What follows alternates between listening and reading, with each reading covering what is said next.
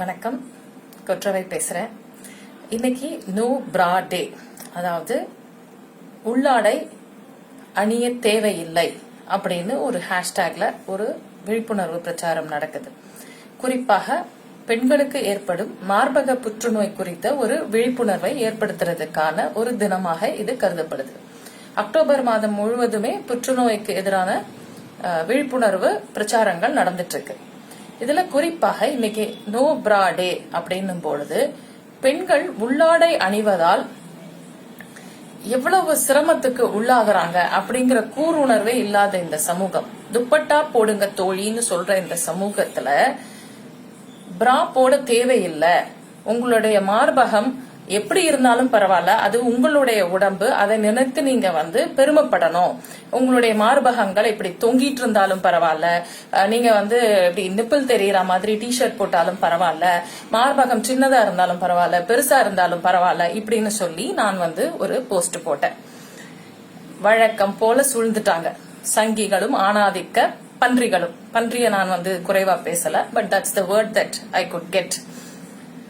இதுக்கு இதே வேலை, பப்ளிசிட்டிக்கு என்ன வேணா பண்ணோம். நான் பார்க்காத பப்ளிசிட்டியும் இல்ல, லைம் லைட்டும் இல்ல. கொற்றவை ஆகிறதுக்கு முன்னாடி நான் என்னவா இருந்தேங்கிறத நான் ஆல்ரெடி என்னோட பேட்டியில சொல்லி இருக்கிறேன், போய் பாருங்க.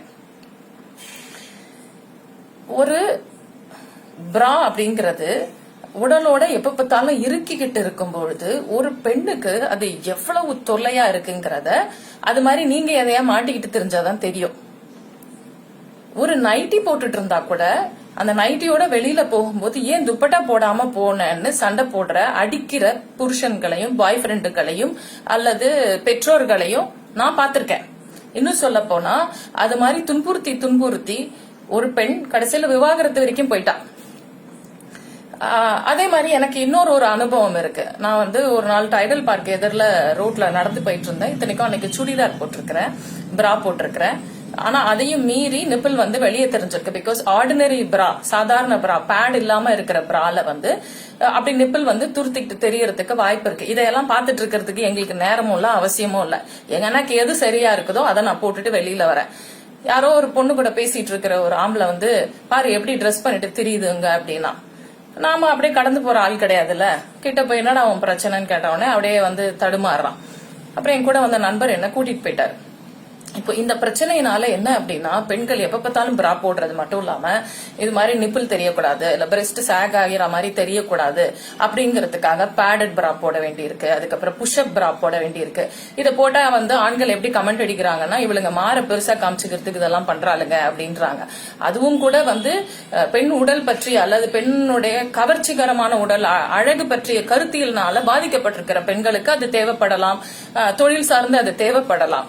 ஆனா அதை தாண்டின காரணங்களும் இருக்கு. இப்படி நிப்பிள் தெரியக்கூடாது, பிரெஸ்ட் ஹேங்கிங்கா தெரிஞ்சதுன்னா அல்ல சாகிங்கா தெரிஞ்சதுன்னா அதுக்கு ஒரு கமெண்ட் அடிப்பானுங்க. ஏன்னா சின்ன வயசுல நானும் இதெல்லாம் கேட்டிருக்கிறேன்ல, பரட கொய்யாக்கா மாதிரி இருக்கு, மாங்காய் மாதிரி இருக்குது, இவ்வளோ பெருசா இருக்குது, இப்படி எல்லாம் பேசிட்டு திரிகிற சமூகம் தான் இது. சினிமால அவ்வளவு ஜோக்ஸ் இருக்கு பெண்ணோட மாரபத்தி. அப்ப மார்பு பெருசா இருந்தா பெண்கள் மினிமைசர் போட்டுக்கிட்டு அதை சிறுசா காட்டுற அளவுக்கு நெருக்கடிகளுக்கு உள்ளாகிறாங்க. இதையெல்லாம் துணிந்த பெண்கள் பேச வந்தா எப்ப பார்த்தாலும் அவளை பிச்சுன்னு சொல்றதை தாண்டி இந்த ஆணாதிக்கவாதிகளுக்கு வேற ஒண்ணுமே தெரியாது. நாங்க எங்க உடம்ப காமிச்சிக்கணும், காமிச்சிக்க வேணாம் அப்படிங்கறது எல்லாமே எங்களோட விருப்பத்தை பொறுத்தது. நீங்க யார் அதை கண்ட்ரோல் பண்றதுக்கு? ஒரு விழிப்புணர்வு பிரச்சாரத்துல ஒருத்தர் ஈடுபடுறாங்கன்னா அதுல இருந்து முடிஞ்ச கத்துக்கோங்க, இல்லையா மூடிட்டு கடந்து போயிருங்க. எதுக்கு ஆபாசமா பேச வர்றீங்க? எதை போட்டாலும் ஒரு பெண் இந்த ஆணாதிக்க சமூகம் விதித்திருக்கிற கட்டளைகளை மீறினா தேவடியான்னு சொல்றதை தவிர வேற எதுவும் தெரியாதா அந்த சமூகத்துக்கு? இந்த ஆணாதிக்க பன்றிகளுக்கு வேற எதுவுமே தெரியாதா?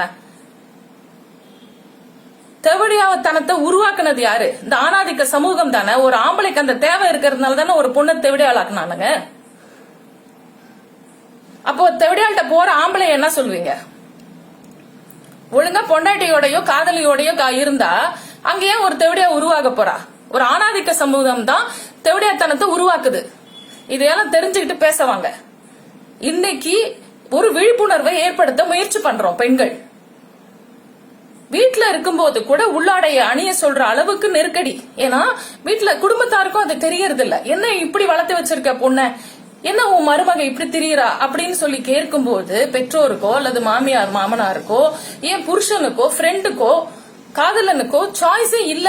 அவங்க அளவுல அவங்க முற்போக்கா இருந்தா கூட அவங்களையும் அப்படி ஒரு நெருக்கடிக்கு தள்ளுறது.